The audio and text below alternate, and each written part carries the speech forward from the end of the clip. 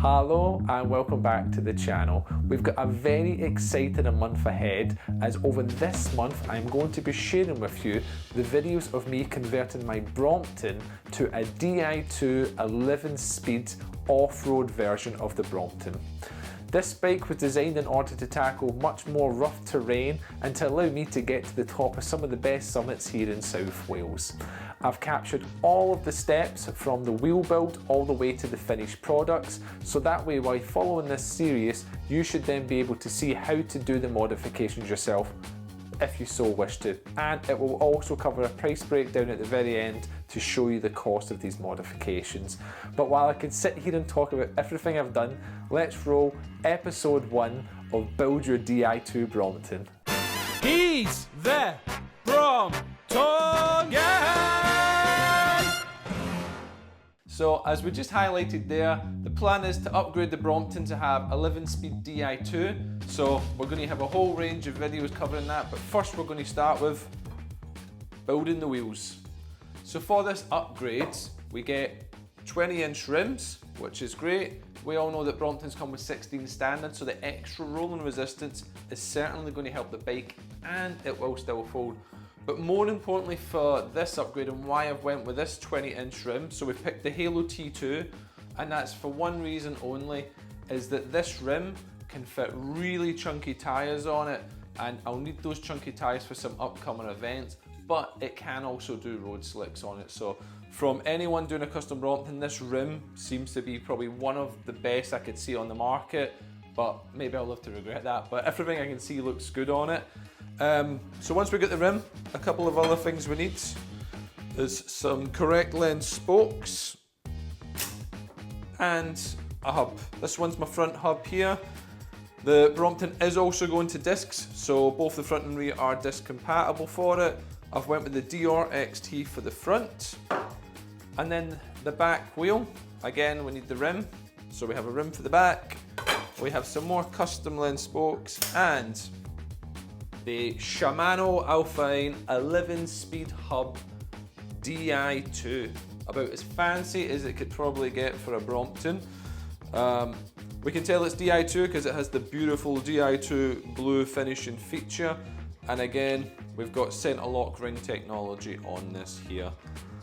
First notes on this hub to me is it weighs an absolute ton, like it's really heavy, so I'm going to look forward to measure the weight of this 11-speed wheel compared to the 3-speed hub that came off it, because this is just really heavy. A couple of other tools we have a Park Tool truing stand here.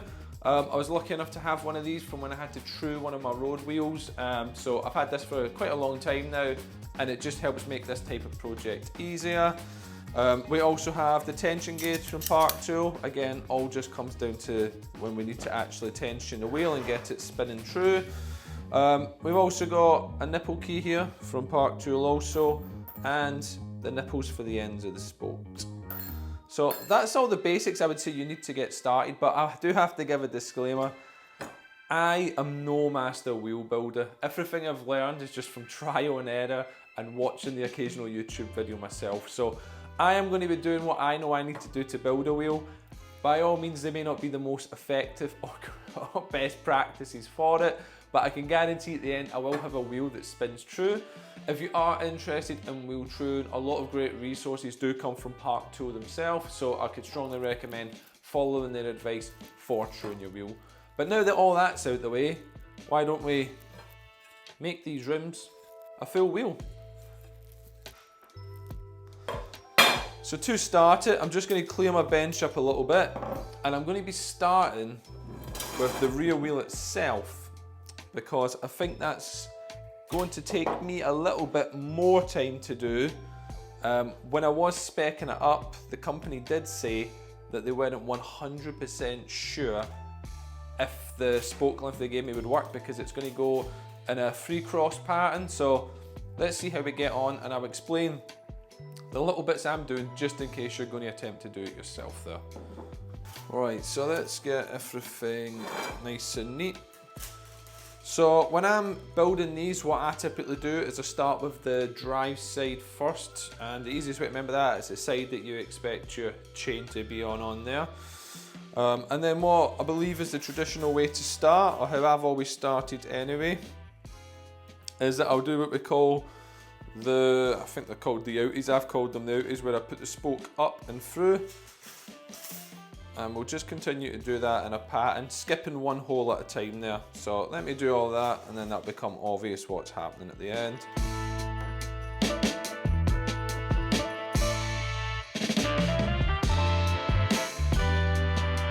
Right, there we go. So all fully threaded. So as you see, we're in one, skip one, in one, skip one, in one, skip one. Another thing that is important to obviously get correct when you're doing it is that I have a 32 hole hub. What that means is there's 32 holes round it, so make sure your rim is a 32 hole. Some of the most common ones are a 32 and a 36 hole. All comes down to preference. One of the things that they always say is good in wheel building is that when you look through your valve at the top, so if we look for the rim and we find where the valve goes in, so that when you look through that valve, you see all your identifying marks. So obviously, it's trying to aim to get the Shimano Alfine part to look down on there. So let's get that. Well, one of the ways that I always line this up is essentially we want to put one in, but bear in mind you will be counterclockwise rotation this, so you don't want to just stick it right in there, because by the time you turn it, it's going to be out. So I'd always say just do probably a spoke that's slightly off it to expect the turn, because what's going to end up happening is we want that spoke to go straight, and that's how to picture it when you're putting it in. So I'm going to start with this spoke first, and the wheels themselves actually do have patterns on them in terms of there's an inner and outer side, but I'll lace a couple up then explain what that actually looks like there now.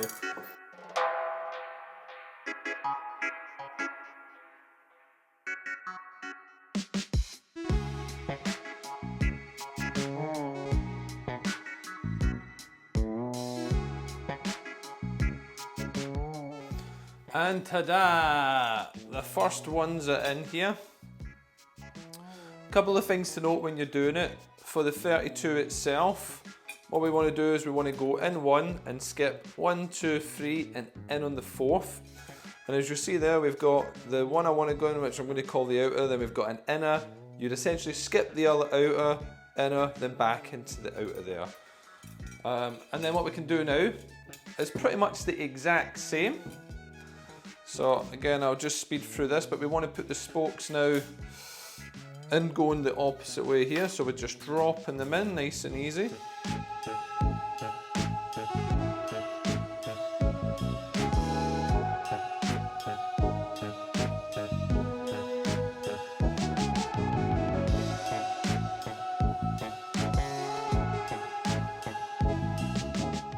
And finally, I'm not going to lie, it's a pain. We have the first stage of the wheel, so we have the free cross pattern on this one here. And what does that exactly mean? So let's have a look, because this is the first one here that we put in. So here's what we call the start of the cross. So we've got one that goes underneath, so it doesn't physically touch it, but it crosses underneath one, crosses underneath the second, and then lifts over the third to then go in. And we can follow that pattern around, so it's under, under, over, and then we get a pattern that's similar to that. You know if you've done it right or wrong to some degree, because if you've not left the spacing right, you'll probably have the odd ones all sticking out at the end on there, but it is normal for it to be pretty tight to get them over. You can bend the spokes any way you want, because the whole point in the truing process is to take all those bends out it, and to a degree they're supposed to be flexible. So don't worry about damage your spokes. I'd say over bend them to a degree rather than scratching your rim trying to get them round. But let's now do the same on the opposite sides and see how we get on.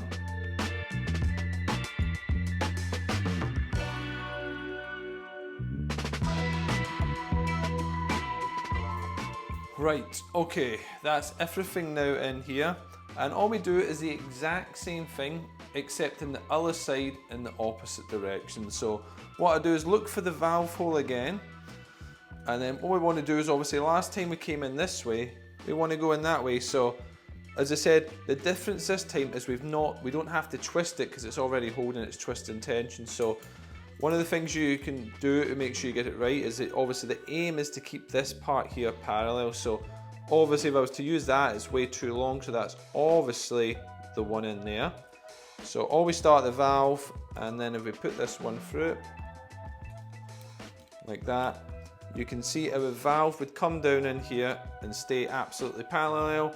And if we look down through the top, we can see the Shimano Alfine logo, which is great. So again, I'm just going to go through it again. Luckily the first one's always easier, the second one's a little bit trickier. So let's go back to time lapse, and then I'll put all these through.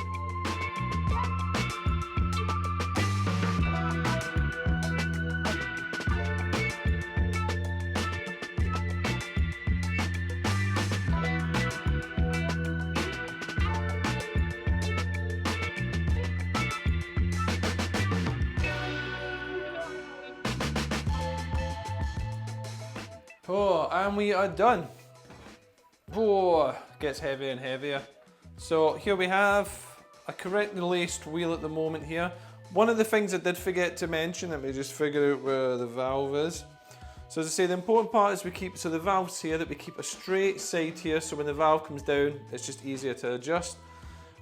When you do flip it round to do the opposite side, I forgot to mention, so we've got the valve here and we've got the straight here, is that it should be directly opposite on the other side here, going up. So you can see them both running up, so you just follow the hub along to figure out when. So that's where the first one is, so I know it's up there, and then I find its hole there. That way we can ensure that we lace it correctly on that side, because there is scope to accidentally put it one too low or one too high, which then messes up the orientation over there. But we now have a wheel, it's now still loose, so the next thing we do is start to true it.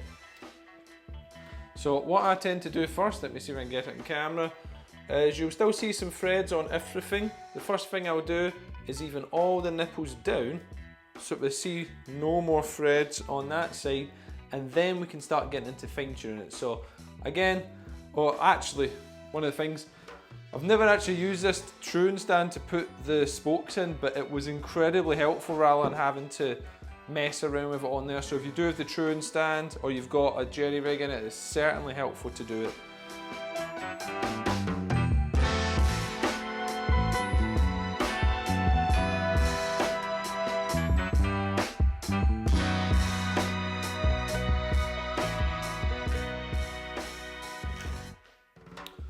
Right, and that's us done. So the whole point on bringing all them down to the ends of the threads is solely so that we know once we start actually tightening them up with the spoke key that they're all pre-equalised evenly at this point in time. Because now that that's gone, there's no way to actually see how far the spoke is down. So all we can go with is with the turn of the spoke key to keep track of how tight we're keeping each spoke. The reason we do that is because we need to keep equal track of the tension as we go round, but now we are in a position where we can tension this wheel. Right, I've had some lunch, I feel refreshed again and ready to tackle this. I personally think building a wheel is never ever a quick job. It seems like it's going to be quick, but I think the more breaks you can take from it, the actual easier and mentally better it is for you, because this can honestly be really stressful. Just getting this laced up, as simple as it may look in camera, like you really do have to like play and bend the spokes and you're like, am I damaging it? But just stay with it, you're not going to cause any damage by bending it. They're just little bits of aluminum at the end of the day, and they're designed to be flex in that way. So now that we've evened up all the nipples around, obviously pick a nice natural starting point, which anyone could logically agree is the valve hole. Right, when it comes to tightening spokes, it kind of goes against any common logic you have in your head, because we're always brought up to know righty-tighty, lefty-loosey. But when it comes to the world of spokes, that's slightly different depending on what side you're doing. So keep that in mind and just always visualize as if you were turning it from the bottom, how that's going to look when you turn it with the spokes key. So I'm just going to do 2 turns each. So we're going to go lefty-loosies. And there's 1 turn, 2 turn. And then only doing this side. So 1 turn, to return and repeat the process round.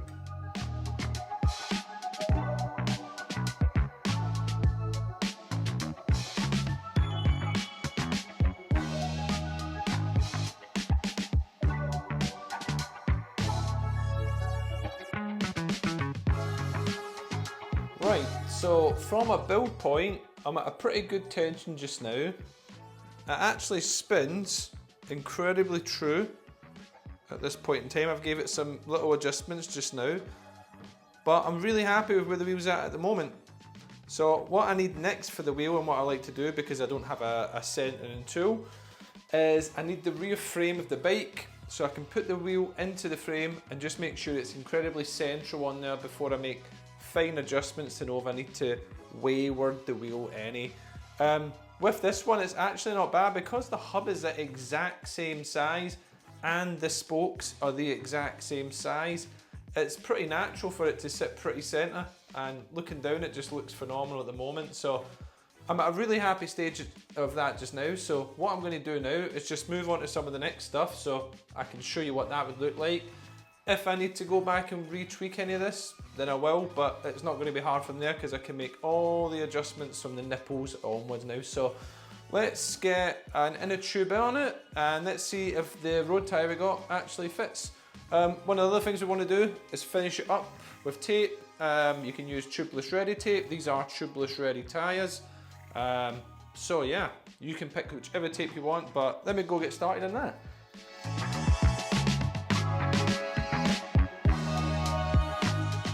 Absolutely beautiful.